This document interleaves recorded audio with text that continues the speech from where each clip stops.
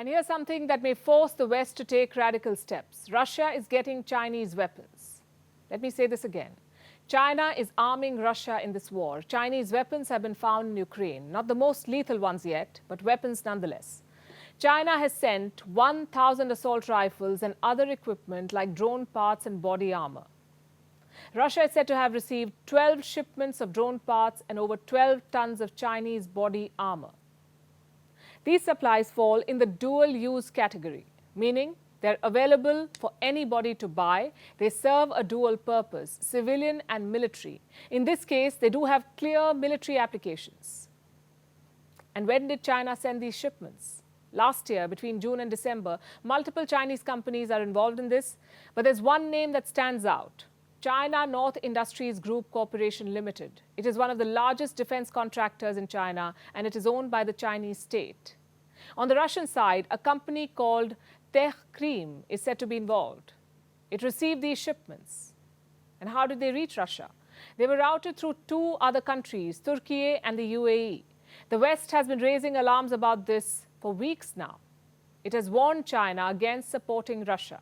We've been concerned from day one about that possibility. And to date, we have seen Chinese companies, and of course in China there's really no distinction between private companies and the state. We have seen them provide non-lethal support to Russia for use in Ukraine. How will the West respond to this? So far, the US has stuck to just warnings that China has simply ignored. Instead, China has blamed the West for this war. It seems that there is an invisible hand pushing for the protraction and escalation of the conflict. Asia, our Asia-Pacific region, should become an arena for win-win cooperation and not a chessboard for geopolitics. No Cold War should be allowed to be repeated in Asia. The Ukraine crisis should not be repeated in Asia. The Ukraine crisis should not be repeated in Asia. China has dropped a hint there. It is a hint towards Taiwan and Chinese claims on the island. It should tell you how China views the conflict in Ukraine through the prism of Taiwan. Beijing has some clear takeaways from Russia's war, like the Western unity on Ukraine, the relentless supply of weapons, the sanctions, and the disruption of global supply chains. If China attacks Taiwan, it could be at the receiving end of all of this. So China has been watching closely and shaping its strategy vis-a-vis Ukraine, and the strategy has shifted, or you could say it has evolved. When the war began, Beijing supported Moscow, but only quietly.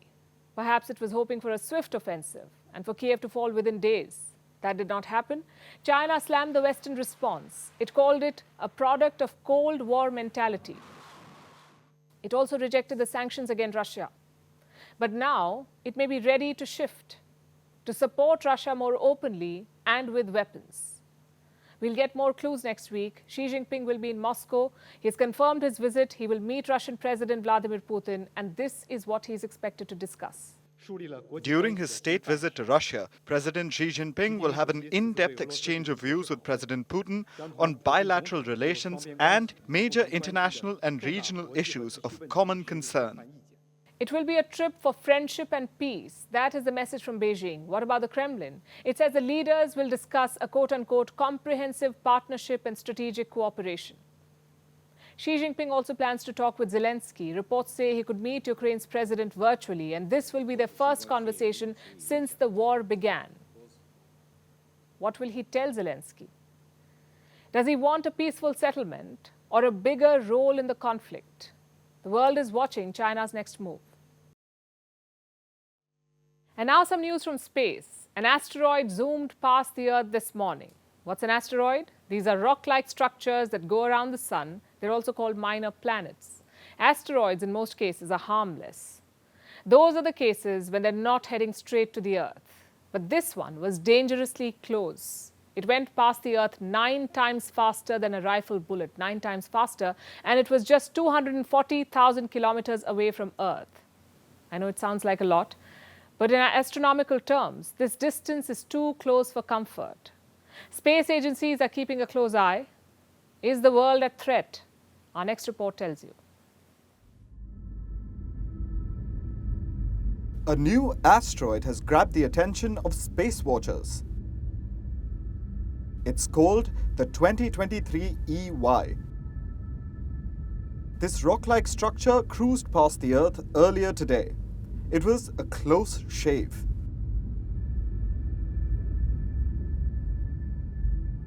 How close, you ask? Some 240,000 kilometers. That's 10 times a round trip from New Delhi to Washington. It may seem like a lot of distance, but for astronomers, it was dangerously close.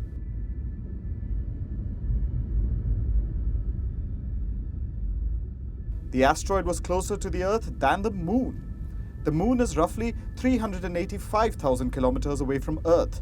So technically, the 2023 EY asteroid flew between the Moon and the Earth. The proximity was concerning, and so was the speed. The asteroid whizzed past at a blazing speed, some 18,000 miles per hour. You know how fast that is? It's 9 times faster than a rifle bullet. A third worrying factor was its size. This was a large rock. It's been described as house-sized, about 16 meters in diameter, roughly the same size as the Chelyabinsk meteor. What's that? It was part of the asteroid that entered the Earth in 2013. It exploded near Siberia. It broke windows in some Russian cities and injured at least 1,500 people on Earth. Thankfully, the 2023 EY isn't expected to enter the Earth. But astronomers have classified it as an Apollo NEO, or Near-Earth Object.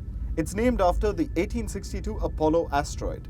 And these NEOs, or Near-Earth Objects, are those that have their paths crossing the Earth.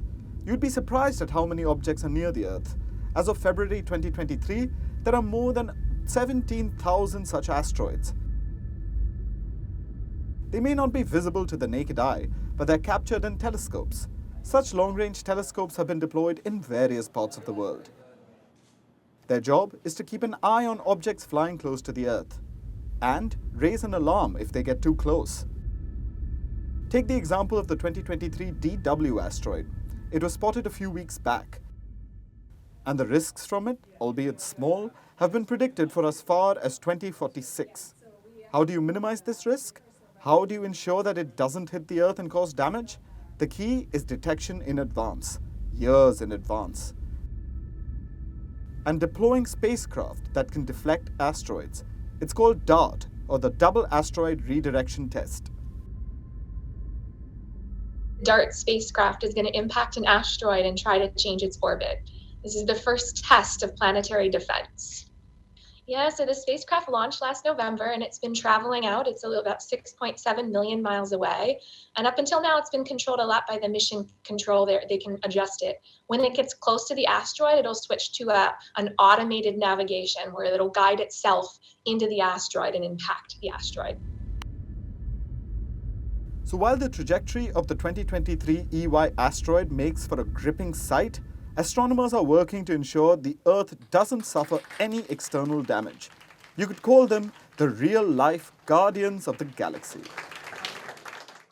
And finally, it's time for Vantage Shots, images that tell the story. We're starting with Greece. Protests continue over a deadly train crash which happened last month. Clashes broke out between protesters and the police. In the South American nation of Peru, a toddler was rescued from a landslide. The country is dealing with the devastation caused by cyclone Yaku. Meanwhile, in China, a snow blizzard has blanketed the Henan province. And unusual wedding photographs are going viral. They were shot at what's called the end of the world. This term refers to Chile, the southernmost country on Earth. We're leaving you with the visuals. Thanks for watching. Have a good weekend. We'll see you next week.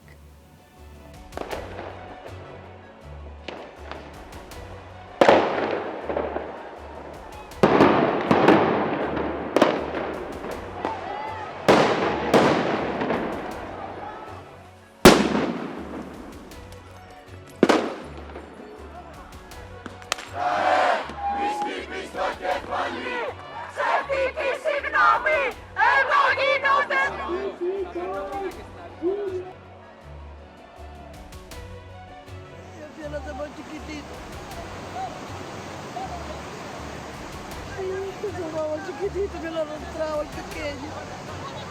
Está llorando, mi niño, está vivo, menos mal.